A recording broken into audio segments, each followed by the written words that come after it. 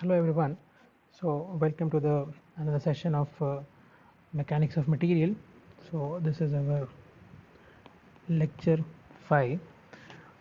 So if you remember in the previous class we have been discussing problems on cantilever beams subjected to point loads, subjected to partial UDLs and also subjected to full UDLs. So this was the what we have studied in the previous class, and we have been discussing double integration method and the Macaulay's method. As I told you that both the methods are same. The Macaulay's method is a continuation method to the double integration method. So what are the drawbacks of double integration method? We have been studying that. We have also studied that whenever you have a case of 2-point loads, double integration method is not valid. So for 2-point loads and when you have multiple loads on the beams, Macaulay's method is preferred. Today's class will discuss simply supported beams. So if you remember, a simply supported beam is a case where you have a hinged and a roller support. Generally this is a simply supported beam. So at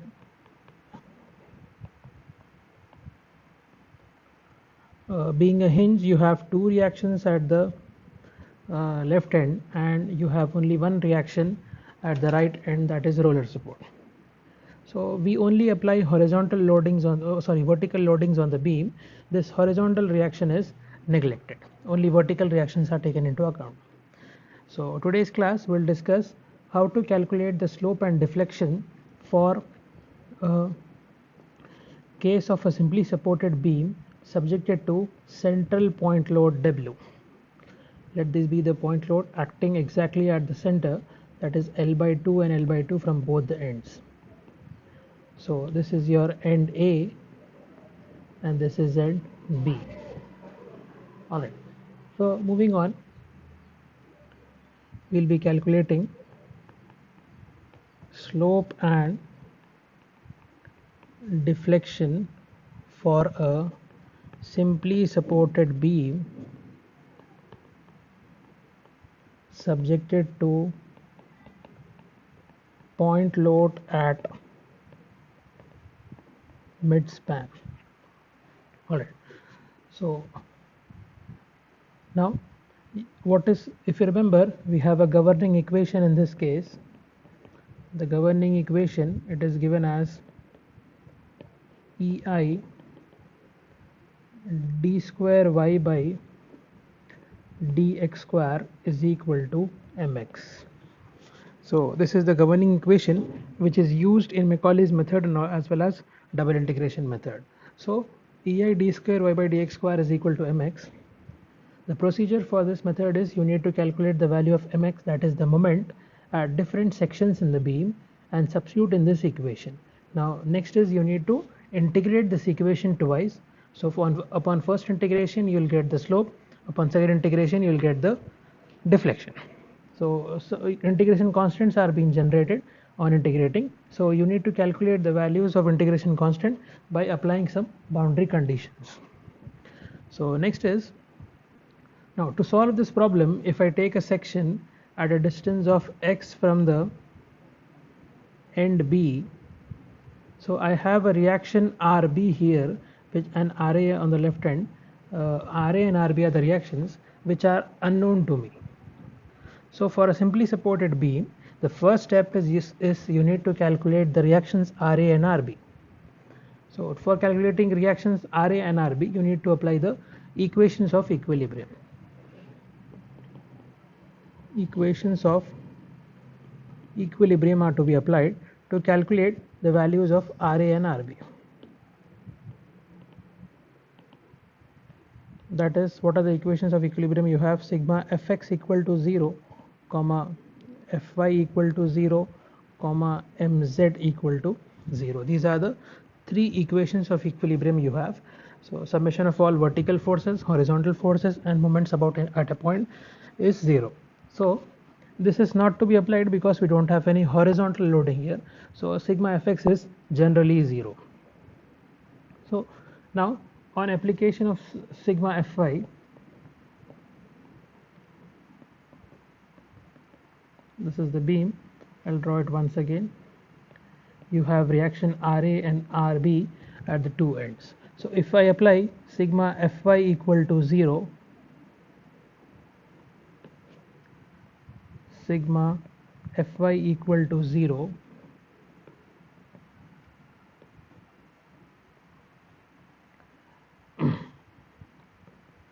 Ra plus Rb is equal to capital W. Alright, Ra and Rb both are vertically upward and the load is acting vertically downward. So Ra plus Rb minus W is equal to 0, or Ra plus Rb is equal to W. Now next is sigma m about a point A is equal to 0. So this length is given as L. So Rb into L is equal to W into L by 2, or Rb is equal to W by 2. Simply I am multiplying the force multiplied by perpendicular distance. That is, for Rb it is L, and for W it is L by 2. L will be cancelled from both the sides, so Rb is equal to W by 2. Similarly, if I substitute this Rb is equal to W by 2 in equation number 1, let this be 1. So you'll get Ra will be again W minus W by 2, it will be W by 2. For these general cases, you need to remember the reactions. Okay, so this is a case of a simply supported beam where you have symmetrical span. You have symmetrical beam on either side of the load. So generally the reactions will be half of the total loading. Now, a governing equation we have EI d square y by dx square is equal to mx. This is the governing equation we have. So these are the reactions Ra and Rb, and a central point load W, central point load W, that is L by 2 and L by 2. Alright, so I'll write the equation for mx here. Mx is equal to, if I consider a section 1,1 here, section 1,1 at a distance of x from the point B, let this be point B and this is point A. So equation will be Rb multiplied by x. Now if you remember the sign conventions which we are following, that is smiling face positive, sad face negative, or sagging moments are positive and hogging moments are negative. So this Rb is moving the beam like this, in this manner. So it is a smiling face, it should be taken as positive.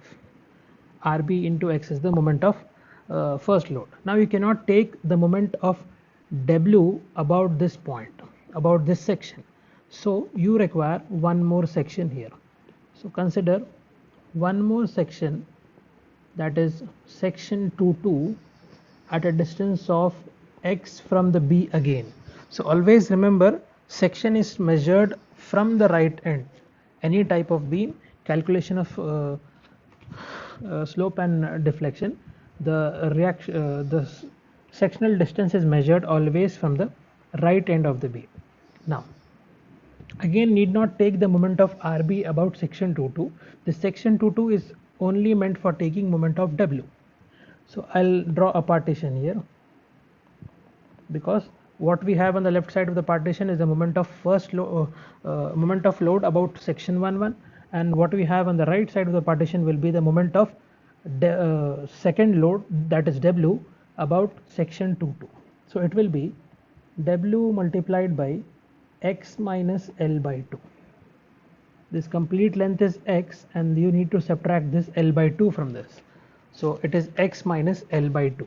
Now see the sign convention, this W is moving the beam like this, so it is a sad face or a hogging moment, so it should be taken as negative.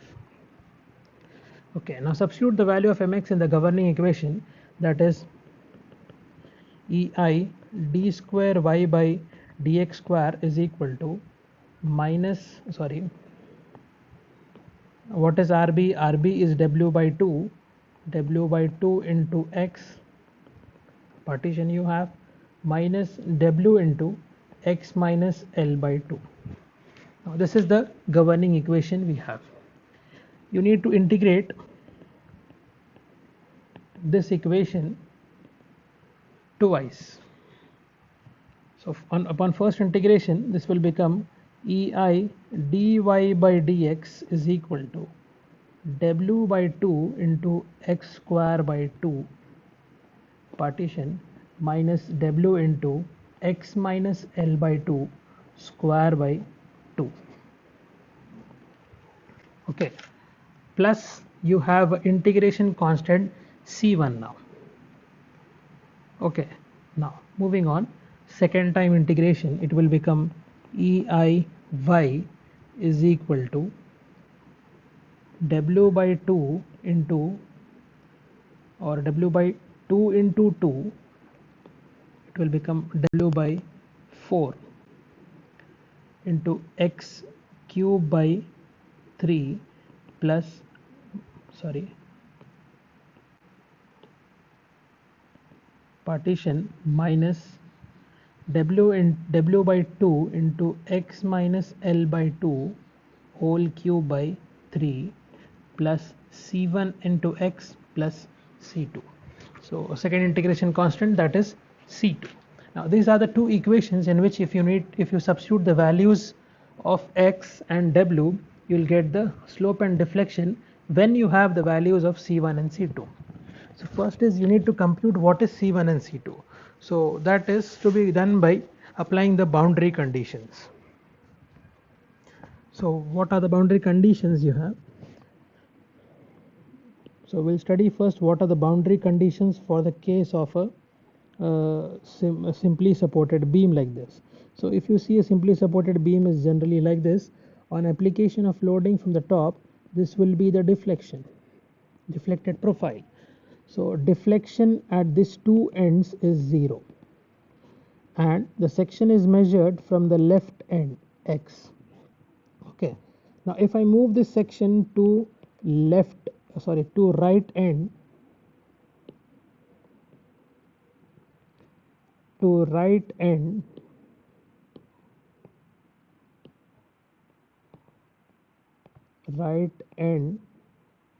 that is B, this is A and this is B, X will become 0. The section moving towards the end B, X will be 0. Okay, so at this is the first boundary condition. At right end B, when X will become 0, you have Y is equal to 0, that is deflection is 0 at this end. Again, second boundary condition we have at left end A. Now what will happen to X? X is measured from this point B, it will move to point A. So X will be equal to L, Y will be equal to 0 again. So X is L and Y will be 0.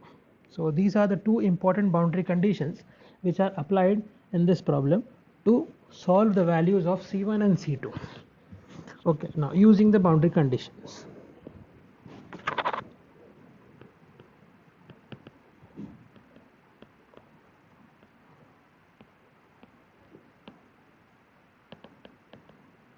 Using boundary conditions.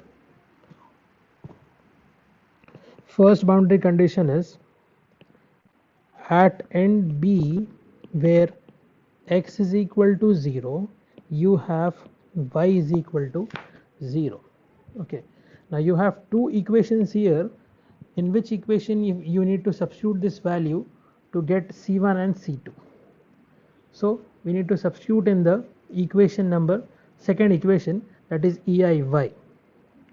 So this equation. Okay, substituting in the equation EIY, Y is 0 means left hand side is 0, is equal to X is 0 plus 0 plus 0 plus C2, or C2 is equal to 0. Remember, when you substitute any value of x in this equation and the term inside this bracket is becoming negative, this complete term has to be neglected.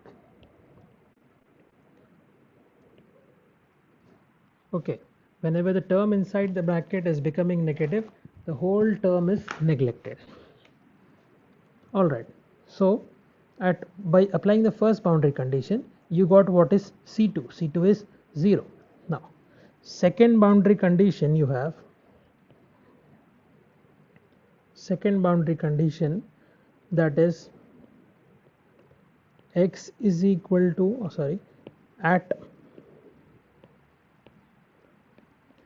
at end A, x is equal to L, you have again y is equal to 0. So again the y equation for deflection is becoming 0. So substitute this second boundary condition also in the second equation, that is this equation. We don't know where the slope is 0, so we will substitute the value here in the second equation. So 0 is equal to, left hand side is y is 0, w is the point load that is applied, that is capital W kilonewton. What about x? It is equal to L. So WL cube by 12 partition minus W into L minus L by 2 whole cube by 6 plus C1 into L. What about C2? C2 is already 0. See here. Okay, C2 is already 0. So substituting here in this equation, if you simplify this equation, you will get what is C1.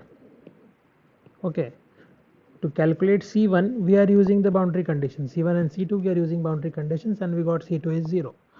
So now C1 will calculate, it is 0 is equal to 0 is equal to WL cube by 12, we'll remove the partition now, minus W into L by 2 whole cube by 6 plus C1 into L, or WL cube by 12 minus WL cube by 48 plus C1 into L, or C1 from this equation, it is equal to minus WL square by 16. This is the equation for C1. If you simplify the above equation, you will get C1 is equal to WL square by 16. Simply take WL cube common from above this equation, and you can write like this.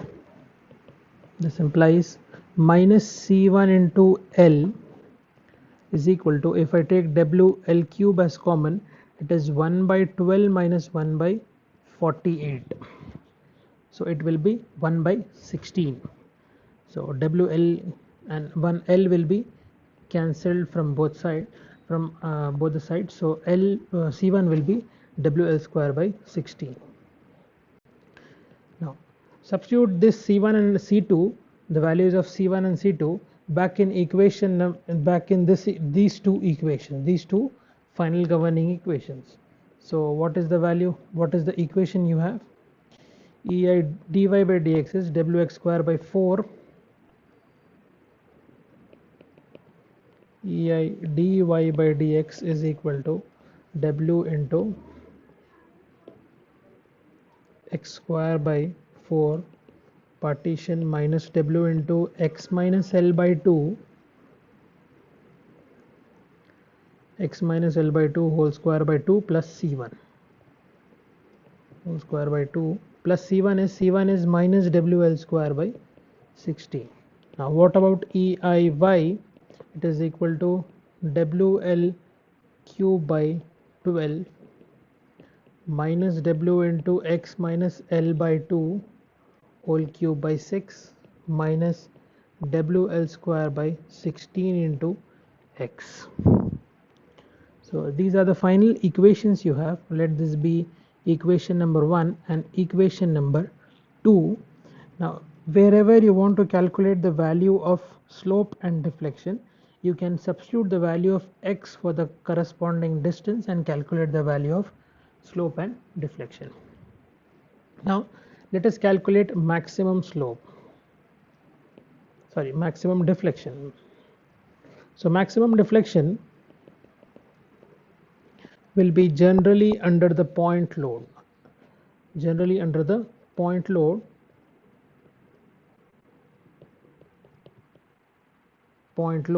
which is at mid span.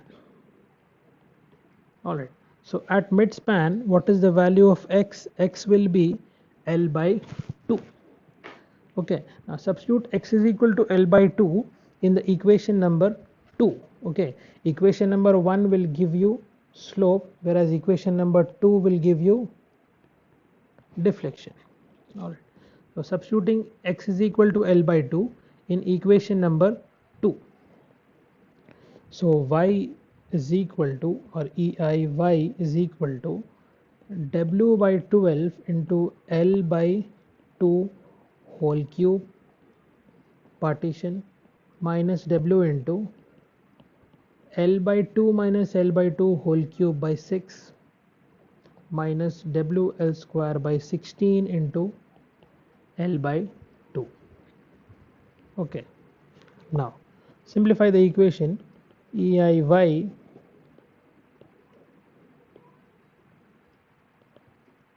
WL cube by 24. Now this L by 2 and L by 2 is 0, means this complete term will become 0. L by 2 and L by 2 is 0. 0 multiplied by W by 6 is 0. Minus WL cube by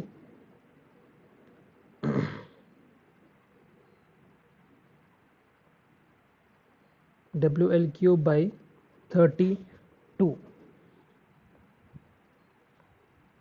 WL cube by 32.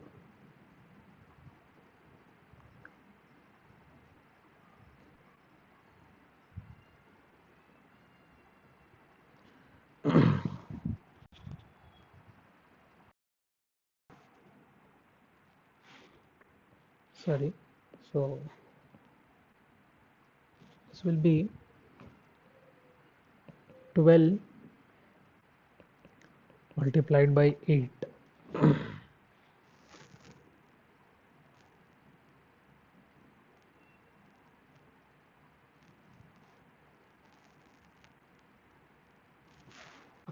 So if you simplify, 1 divided by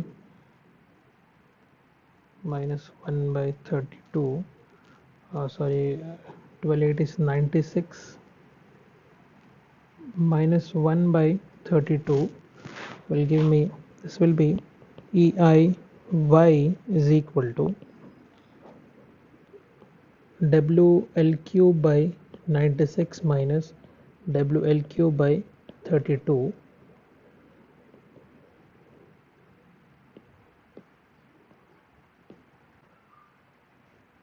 So EIY will be equal to minus WL cube by 48, or y is equal to minus WL cube by 48 EI. This is the maximum deflection, or Y max. It is given as WL cube by 48 EI. Now we can calculate slope at the ends. Slope at the ends. So if you want to calculate the slope at end A, what is x? I will calculate first at end B. If you calculate at end B, x will be 0. Now substitute this equation, substitute this boundary, this condition in the equation of slope, that is Wx square by 4 EI dy by dx is equal to Wx square by 4 partition minus W into x minus L by 2 whole square by 2 x minus L by 2 whole square by 2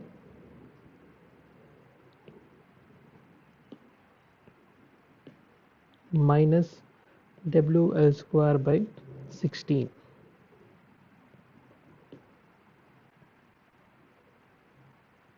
WL square by 16.